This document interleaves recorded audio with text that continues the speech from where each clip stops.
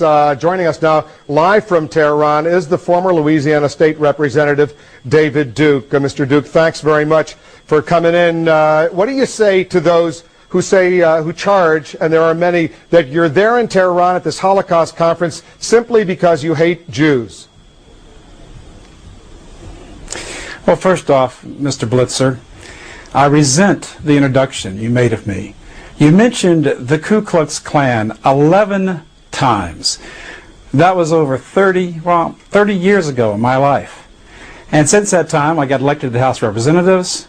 I received a full doctorate. I've been a teacher. I have one of the best-selling books in the world. And you interview many former communists in governments all over the world, and you don't introduce them by saying former communist, and certainly not 11 times. I think you're biased because you're a former lobbyist for AIPAC. You're a Jewish extremist, supporter of Israel, so you want to bias anyone who criticizes Zionism. Well, do you hate Jews? No, I don't. Do you hate people who don't want to be controlled? Do you hate Americans who don't want the Israeli lobby to have Americans fight and die and thousands maimed because Israel wants it in the Middle East? We have a war in Iraq because Israel wanted that war, not for American interests. They lied to us about weapons of mass destruction, and now they're trying to get America into war against Iran. And I think it would be a tragedy for this country, a tragedy for the world. And you don't like what I say against Zionism, so you want to talk about the Ku Klux Klan rather than the issues facing the world. The terrorism of the Israeli state, for instance. Do you believe, Mr. Duke, that there was a Holocaust? I believe, sir, that the only way we can know whether there was a Holocaust or the nature of it is freedom of speech. I don't think we should be locking people in prison in Europe, even elderly people in their 80s, because they dare to have a different opinion about an historical event. The American government shouldn't be saying that the Iran conference was a conference for freedom of speech. I heard many mainstream Holocaust speakers at this conference, many. This conference allowed freedom of speech on the issue.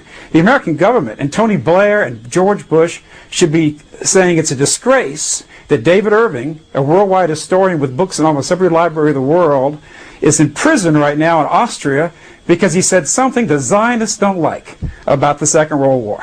Do you believe in a two-state solution to the Israeli-Palestinian conflict, a new state of Palestine living side by side with the state of Israel?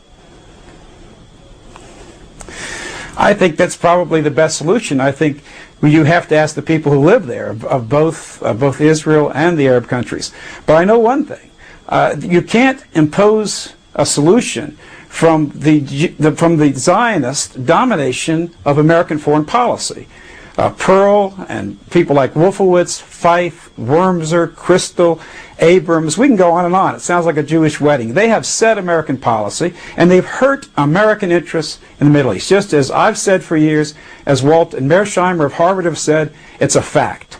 And we are dying right now in Iraq because we're there for Israel's interests. We've got no oil out of this war.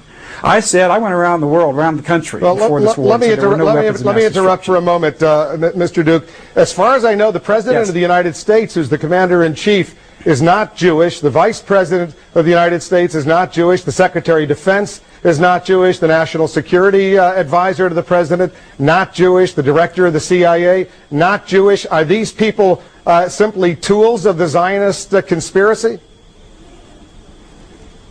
They're not tools of a conspiracy, but they are definitely tools of the Zionist media and political power. Even the Washington Post said that 60% of the contributions for the Republican Party come from Jewish sources. Plus, if any politician in America dares to criticize Israel, millions will go to his opponents, and he will be attacked in the media where Zionists have incredible power.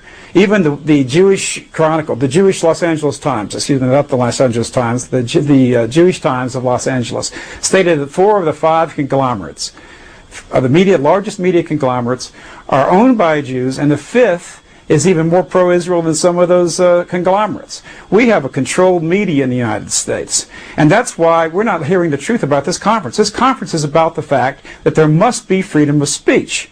And this is insane that people are being criticized. This conference is being criticized when there are people in prison right now for freedom of their conscience. If there's now, a control, do you think that David Irving should be in prison right now in Austria? I'm asking you a question, sir. Well, do you think David Irving should be in prison in Austria for voicing an opinion? And we invited you on, and the question is, if we invited you on, why is there a Zionist conspiracy if we're letting you on television right now? How do you explain that? Well, how do I explain that? I think that you can't affect the news. I think you have to put some spin on what's happening. But we didn't have to invite Iran. you on CNN. And you want to. It's an attack mode. Always an attack mode when people like myself come on there.